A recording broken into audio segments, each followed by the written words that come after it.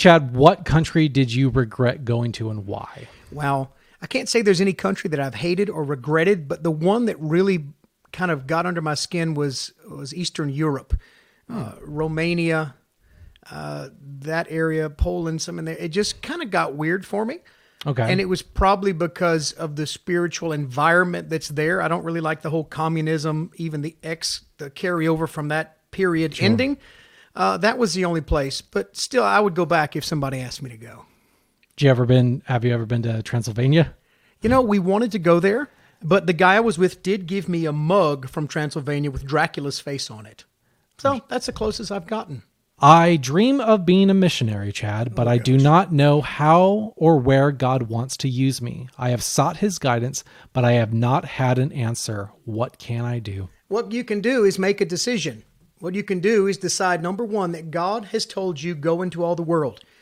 If you believe that you're called to be a missionary, don't question that again. For you to understand your mission's call, you can't look at it in the terms of what you may do in the future. It has to be based in the reality of what I'm doing now. Yeah. If you're not willing to go to your city, to go to your community, to go to your friends and family and communicate the gospel, to do it locally, why would I send you globally to do something? Yeah. If I can't trust you with the little, how can I trust you with the big? If I can't trust you with just a couple of words, how can I trust you with a book of sentences and paragraphs? When I wanted to go on the mission field, when I wanted to do something with missions, I looked and listened to my church. They had a trip going to Mexico. I said, I want to go. I went and got a passport. I went and got the shots that I needed. I did everything in the natural to prepare myself to go. Yeah. I did not have the money to go, but I said, God, I believe you want me to go. I took the step of faith. And as I moved forward, God moved toward me. Yeah. He provided the money. He provided the opportunity. He provided everything. I did the natural. He did the supernatural. In my opinion, if you want to be a missionary, do this. Put a map on the wall and take a dart and just close your eyes and throw your dart at the map. That's what I used to do in Bible college for years.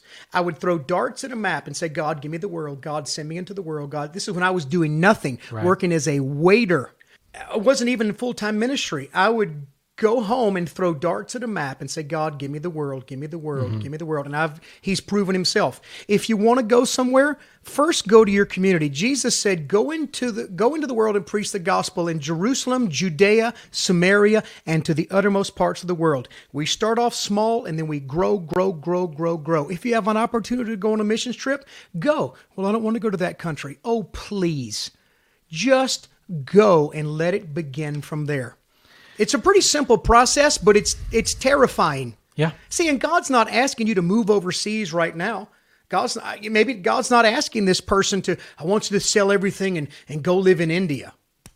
I hope God doesn't tell you that, because that's not something you do overnight. At least if you're submitted to me, I'll try to get you off little by little and get you started. But just make a decision, okay, God, show me where to go. Okay, begin to pray over a map.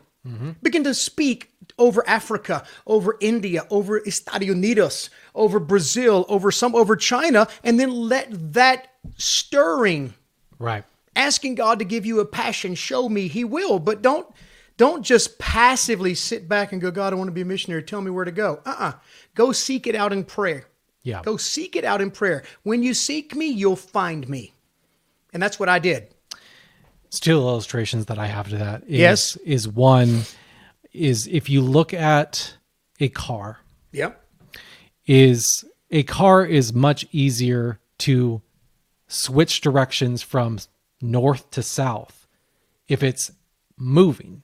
Correct. Even if it's moving north and you're supposed to go south, that car will be way easier to turn 180 degrees. If there's momentum. Very good. I love it. But if you're just standing still waiting to go, try and get out of your car and lift it up and move the other direction.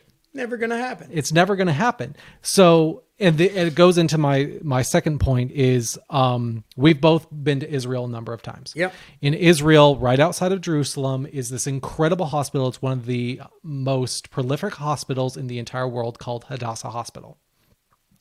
They treat hundreds of thousands of people a year incredible breakthroughs in medicine. They actually treated a terrorist, Islamic terrorist, who tried to bomb Jerusalem and actually bombed a small bomb, set off a small bomb in Jerusalem. The bomber survived. They brought them to Hadassah Hospital and saved the man's life. Incredibly successful hospital. And I was talking to the person that's head of public relations. And they said, well, how did this hospital become so successful? And they said, we decided to do everything that we possibly could in the natural. Yes. And only relied on God to handle the things we couldn't do. There it is. So we got the best HR people. We got the best doctors. We got the best technology. And we relied on all of this. We relied on, okay, God, we are doing everything that you've told us to do and the best way that we can. Breathe life into it. Yep. And there's so many times that in our life, and I'm guilty of this and you're guilty of this, is we expect God to do everything and us to just sit on the couch or go by our day-to-day life. No. And, okay, God changed my life, is no, you need to position yourself and do everything in the natural. And the last thing is talk about it. Open up that conversation with people. Yep. You find a missionary, talk to them. Yeah, and you have no idea the doors that anyone can open up. Yes. And it may be 1 out of 100 people. Yep. And 100 people are 99 people are well, praise God, great.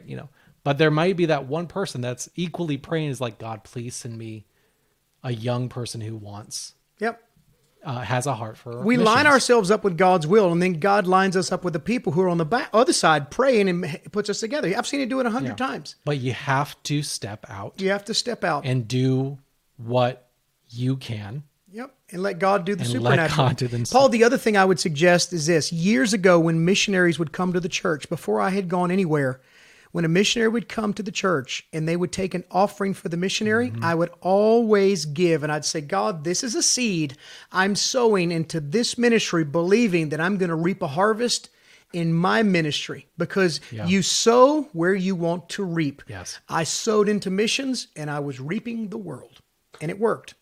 It did work. It did work. All right. Softball. Chad, when will you take me on a trip with you and your team? Wow, I actually hear that a lot. And, in a perfect world, I would bring everybody with me. Usually when I do trips, they're scheduled in a regional area. If somebody was, say, in Sao Paulo and they said, Chad, we want to go with you to Recife, that may not be possible as far as me picking them up and driving them. If somebody is in the city and they want to come be a part of the meeting, hey, love to have you, love to meet you. It's tricky to bring people with me because we move so fast. The truck is always so full. Mm-hmm. And I usually like to have people that I have relationship with come and do things with me. I think about the number of translators I have around Brazil who've worked with me, who know my heart. I know their heart. Yep. I know where they come from and what their story is. And so if you want to come do stuff with me, get to know me. Let me get to know you. It's funny because so many of these questions are really building a theme. And we didn't intend, obviously, these questions coming from your followers is we didn't intend a theme. But one, say something. Yes. Say something. Open your mouth. Express your heart. It does happen. Yes. It is one of those things that, we have to be aware of your ministry is your ministry has to abide by a budget. There is not an infinite pool of resources and money to bring someone, but there are times that when there is a meeting of hearts, and there is common ground and like-mindedness, a lot of those doors will open up. There are handfuls of people that you have met in meetings in Brazil that are now a part of your team that go on. Perfect example, Dean Falcon. I was in Central Baptist Church in Feira Santana many years ago. A kid walked up to me. His English was not too good. He was showing me the pictures on his phones, how he has snakes and spiders. And I was like, wow, I kind of like you. He said, I'm studying to be a vet. I said, cool. That's awesome. Now, As time went on, 6 months later, A relationship built. yeah, our relationship begins to build. And Pastor David was in the church at the time. Dean talked to him, and David called me. He says, "Hey, what do you think about this kid, Dean, to come with us? He's got some snakes, and I kind of like him. He's young. He likes what you do." I said, "Bring him." Yeah. Dean showed up on that trip, brought an owl. Yeah. Dean was a servant. Dean worked.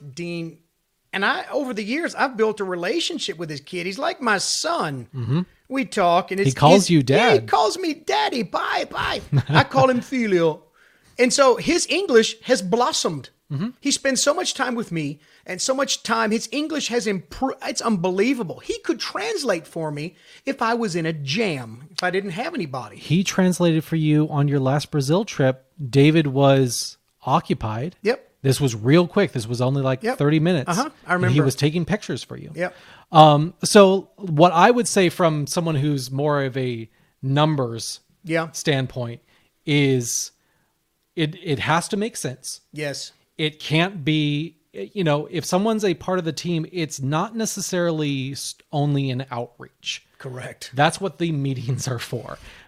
It has to be you have to look at this in the natural of this has to be for the overall betterment of what the ministry is doing. Yeah.